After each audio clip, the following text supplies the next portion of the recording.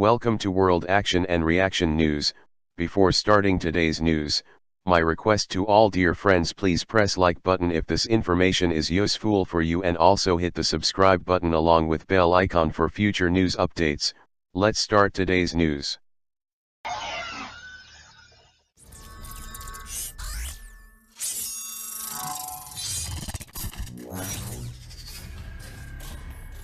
The commissioning of INS Kalavari, a Scorpene-class diesel submarine, built in Mumbai with French collaboration on Thursday last, December 14, is a significant development by way of inducting a sorely needed new platform to the depleted Indian naval submarine arm.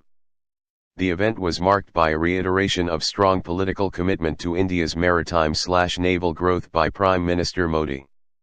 The new Kalvari is the second boat that will carry forward the illustrious tradition of the first diesel submarine acquired by the Indian Navy in December 1967 from the former USSR, and the trajectory of the last 50 years has been commendable.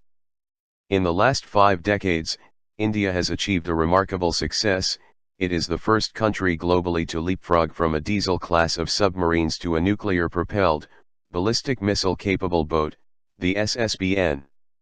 The INS Arihant, that has been indigenously designed and built at Visakhapatnam, with valuable support from Moscow, is an unprecedented technology transition initiative, for most navies move from diesel boats to SSN, nuclear-propelled attack submarines, and then to SSBN.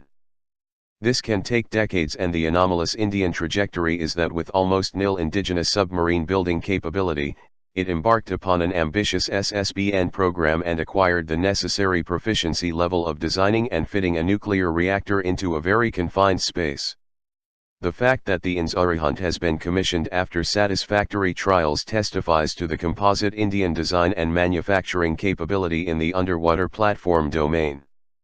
Currently, India has 14 conventional boats and 2 nukes, 1 SSBN, the Arihant, and 1 SSN, the Chakra, on lease from Russia. That is 16 boats in all. The Indian Navy has ambitious plans for enhancing its submarine strength, and this includes 5 more of the Kalvari class, 6 more follow-on diesel boats, 3 SSBN to follow the INS Arihant, and 6 SSN, nuclear-propelled submarines, used in an attack role.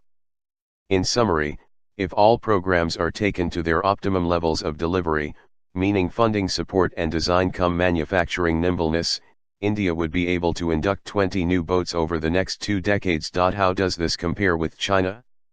The first broad indicator is that given the GDP disparity, Beijing allocates almost 3 times as much as Delhi does for defense outlay, under $50 billion for India and over $150 billion for China.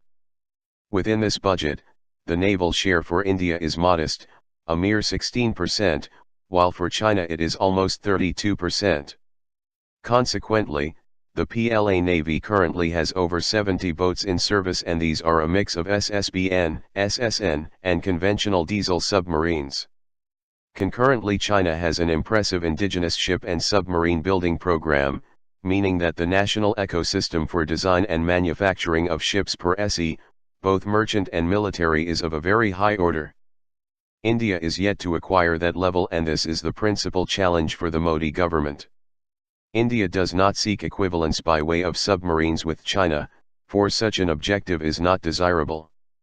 What is critical is the national determination to acquire a navy that has the appropriate index of sufficiency, by way of platform mix and the highest levels of material cum technical support, and a human resource pool with the highest level of professionalism.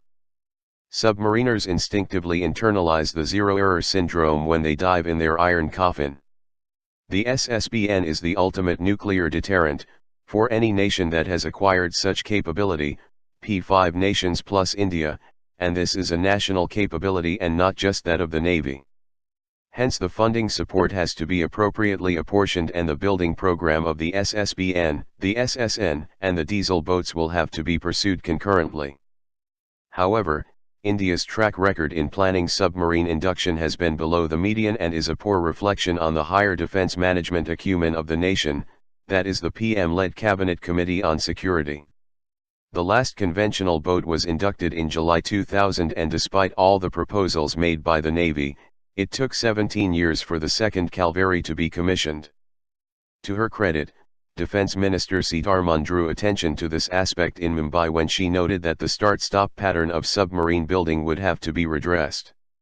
The Navy's last built-in India submarine was inducted in 1994, and a hasty political decision related to financial transgression, the HDW corruption scam, resulted in a very costly program being peremptorily shut down.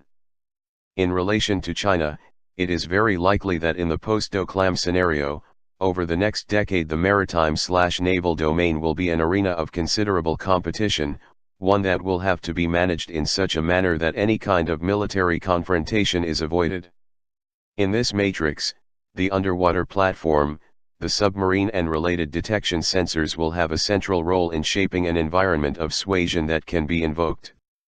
To render more credible the Indian posture in the uneasy bilateral relationship, naval capability is a tangible determinant and has to be carefully nurtured, and India has a satisfactory profile despite the modest funding.